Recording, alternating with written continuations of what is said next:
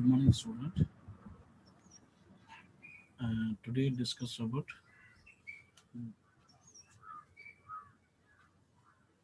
the law of demand and the demand definition and the demand assumption, and we come second year, second unit. Okay, today first topic, demand definition. Demand is an economic principle referring to a consumer's desire to purchase goods and services and a willingness to pay a price for a specific goods or services. The holding all other factors constant, and increases in the price of a goods or services will decreases the quantity demanded and vice versa. The market demand is the total quantity demanded across all consumer in market for a given goods. எப்பவுமே பார்த்தீங்கன்னா demand definition பார்த்தா totally 3 concept. First பார்த்தீங்கன்னா என்னன்னா எப்பயுமே willingness to pay. Willingness to பேனா மக்கள் எப்பயுமே ஒரு பொருளை வாங்குன்ற கண்டிப்பாக இருக்கணும், விருப்பம் இருக்கணும். செகண்ட் ஒன்று பார்த்தீங்கன்னா தி பர்ச்சேசிங் பவர். பர்ச்சேசிங் பவர்னா வாங்குகின்ற திறன் எப்பவுமே வாங்குகின்ற திறன் எப்பவுமே ஒரு மக்களிடையே இருக்கணும். தேர்ட் பார்த்தோன்னா decide for A commodity. Decide கண்டிப்பாக நம்ம டிசைட் பண்ணணும், என்ன செய்யணும், வில்லிங் இருக்கணும். செகண்ட் வாங்குகின்ற திறன் இருக்கணும். மூணாவது அதை என்னது டிசைட் பண்ணணும், இந்த பொருளை தான் வாங்க போகிறோம், இதுதான் வேணும். சரியா, அதுக்கு தான் டெஃபினிஷன். சரி, என்னென்ன சரி இப்படி ஒரு குறிப்பிட்ட பொருளை வாங்குன்ற மக்களிடம் அந்த வில்லிங்னஸ் டு பே, இந்த பொருளை தான் வாங்க வேணும் ஒரு எண்ணம் இருக்கணும். செகண்ட் பார்த்தீங்கன்னா என்னென்னா தி பர்ச்சேசிங் பவர். இந்த பர்ச்சேசிங் பவர் பார்த்தீங்கன்னா எப்படி வாங்கணும், என்னது எப்பொருள் வாங்கணும், எந்த பொருள் வாங்கணும், எவ்வளோ இடையில வாங்கணும், எவ்வளோ விலையில் வாங்கணும், அது கண்டிப்பாக நம்ம தெரிஞ்சிருக்கணும். சரி, அதை பொறுத்து. தேர்டு டிசைட் ஃபார் கமாடிட்டினா குறிப்பிட்ட பொருளை குறிப்பிட்ட விலையில் தயார் இருக்கணும். சரி, அப்போ தான் அந்த பொருளை வாங்க முடியும், அது சொல்கிறது தான். சரியா, next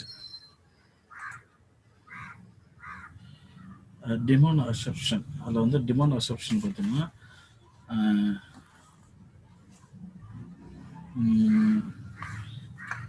first people's income being unchanged. சரியா, first people income being the unchanged. Second people's taste remaining the unchanged. Then price of other related goods remain the same. Three, fourth one, no substitute for the commodity.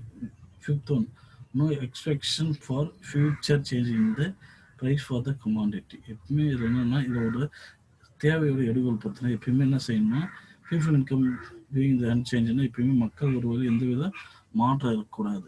சரியா, எப்பவுமே ஒரு வழியெல்லாம் மாற்றம் இருக்கக்கூடாது.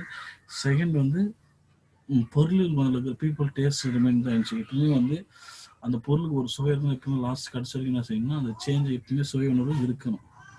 சரியா, third ஒன்று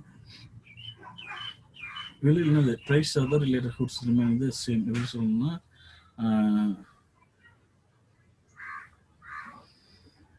எப்பயுமே அந்த பொருள் இருக்குன்னா எப்படின்னா விலையில் விரைவில் மாற்றங்களை மக்கள் எதிர்பார்க்குறோம். எப்பவுமே விலை இதுதான் விலை, இந்த ரேட் தான்.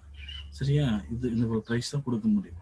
சரியா, அதே மாதிரி no substitute for the commodity. No substitute for the கமாடிட்டினா எப்பவுமே என்ன செய்யலாம்,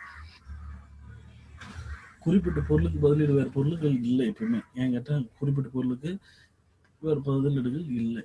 சரியா, last one no expectation of further change in the price of the commodity. அப்படி என்ன சொல்லணும்னா போட்டி போட்டு தொடர்பு பொருளில் விலையில் மாற்றம் எப்பவுமே என்ன செய்ய நோ சேஞ்சு இந்த ப்ரைஸஸ், விலையில் மாற்றம் இருக்கக்கூடாது. இதுக்காக இந்த அசப்ஷன் சொல்கிறேன்னா மக்கள் என்ன செய்யலாம், மக்கள் வருவாய் மாற்றம் இருக்கக்கூடாது.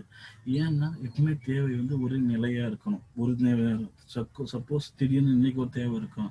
இப்போ மழை டைம்னா என்ன குடைகள் தேவை அதிகமாக இருக்குது, அதுக்காக குடைகள் விட்டுட்டு வேறு தேவை போகக்கூடாது. சரியா, அது பண்ணாங்க அந்த நேரத்தில் மாற்றம் இருக்கக்கூடாது. செகண்ட் டேஸ்ட்டும் ஒரே டேஸ்ட் தான். இப்போ 50 ரூபா கொடுத்து ஒரு பொருள் வாங்குறோம்னா கடைசி வரைக்கும் என்ன செய்யணும்னா அந்த 50 ரூபாய்க்கு அதே குவாலிட்டியில் அதே குவான்டிட்டியில் ஒரே சைஸில் ஒரே கேஜில்.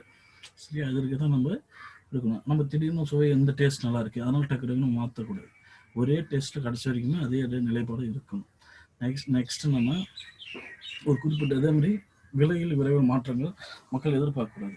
எப்பவுமே விலையில் ரிலேட்டட் என்னது ப்ரைஸ் வந்து மாறுது அப்படின்னு எதிர்பார்க்கக்கூடாது. அதே மாதிரி பதிலீட்டு பண்டங்கள் எப்பயுமே திடீர்னு செய்யலாம். இந்த ப்ரைஸ் தேவை மாற்றுனா தேவைன்னா ஒரே கமாடிட்டி தான். எப்படின்னா ப்ரைஸ் என்னது விலை இன்க்ரீஸ் ஆகிறப்ப பொருட்கள் என்ன விலை இன்க்ரீஸ் ஆகிறப்ப தேவையான அளவு குறையும். தேவை வந்து டிமாண்டோட இன்க்ரீஸ் ஆச்சுன்னா ப்ரைஸ் வந்து அளவு குறையும். சரி, அதுதான் இதோட கான்செப்ட். இதுதான் இதில் சொல்கிறாங்க. Next the law of demand. இது லா ஆஃப் டிமாண்ட் வந்து மார்க்ஸ் என்ன சொல்லிக்கிறோம்னா த லா ஆஃப் டிமாண்ட். அந்த டிமாண்ட் வந்து the amount demanded increases with a fall in prices and diminishes with a rise in the prices. என்ன செய்யணும்னா demanded increase ஆச்சுன்னா ப்ரைஸோட அளவு வந்து குறையும். அதே வந்து டிமினிஷன் அதை குறைந்த சப்போஸ் விலை வந்து குறைஞ்சிச்சுன்னா அது தேவை அளவு குறைஞ்சிச்சுன்னா விலைகள் இன்க்ரீஸ் ஆகும். இதுதான் யார் சொல்லுவோம்? மார்ஷல். இது யார் விளக்க டெஃபினேஷன் கொடுத்தா? மார்ஷல். சரியா? the law of demand is one of the best now and the important law of economics theory. This law is based on the law of diminishing marginal utility. எப்பயுமே குறைந்த செயல் பயன்பாடு diminishing marginal utility குறைந்த செயல் பயன்பாட்டு விதி தான் இதில் என்ன பயன்படுத்துகிறாங்க. the state the relationship between quantity demand as a prices. சரியா? இதுதான் சொல்கிறாங்க. இதுதான் மாஸ்டர் என்ன சொல்லிடுறாருன்னா எப்பவும் ஒரு பொருள் வந்து என்னது தேவையான அளவு இன்க்ரீஸ் ஆயிடுச்சுன்னா விலைகள் அளவு குறையும். விலைகளை வந்து தேவைகள் அளவு குறைஞ்சிச்சுன்னா விலைகள் அதிகரிக்கும். இதுதான் மார்ஷல் சொல்லுகிறாரு. நெக்ஸ்ட் பார்த்தீங்கன்னா இது வந்து PX equal to F PX பியூர் ஒய் டி n. இது வேறு dx demand for commodity.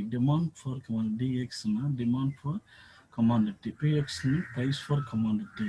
p price of the related commodity. y equal to income of the consumer. t and taste.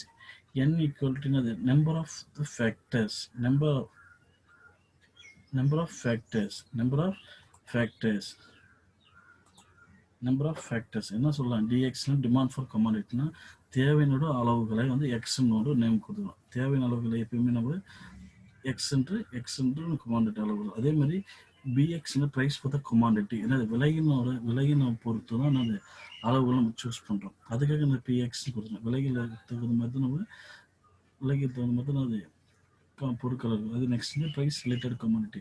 எப்பயுமே அந்த விலையோட ரிலேஷன்ஷிப் இருக்கிற கமாடிட்டிகளையும் நம்ம சொல்கிறோம். இன்கம் ஆஃப் த கன்சூமர் எப்படி அவங்களோட தேவைக்கு என்ன அவங்களோட விலையை இன்கம்மை பொறுத்து தான் கன்சூமரோட வாங்குகின்ற திறனை வந்து அதிகரிக்கும். சப்போஸ் லோ இன்கம்னா லோ ப்ரைஸில் கமாடிட்டி வாங்குவாங்க. ஹை இன்கம்னா அதிக அளவு கன்சூமர் பண்ணுவாங்க. சரியா? டீ என்பது டேஸ்ட். எப்பயுமே கண்டிப்பாக என்னது டேஸ்ட்டோட அளவு வச்சு தான் தேவைகள் டிமாண்டோட இது மெஷர் பண்ண முடியும். என்ன அளவு டேஸ்ட் இருக்குது, இந்த பொருள் எவ்வளோ டேஸ்ட், இன்னொரு பொருள் டேஸ்ட் எப்படி இருக்குது, அது ஒரு நம்பர் ஆஃப் த ஃபேக்டர்ஸ். சரியா? இப்போ கண்டினியூ ஒரே பொருளை தான் சாப்பிட்டோம்னா நம்பர் ஆஃப் ஃபேக்டர் அது காரணம் தெரிஞ்சுக்கணும். இப்போ சப்போஸ் ஃபார் எக்ஸாம்பிள் வந்து ஒரு தொடர்ச்சியாக ஒரு 10 ஆப்பிள் சாப்பிடணும். தொடர்ச்சியாக ஒரு ஃபர்ஸ்ட் ஆப்பிள் சாப்பிட்றப்போ அதோட சாட்டிஸ்ஃபேக்ஷன் மனதில் அதிகமாக இருக்கும்.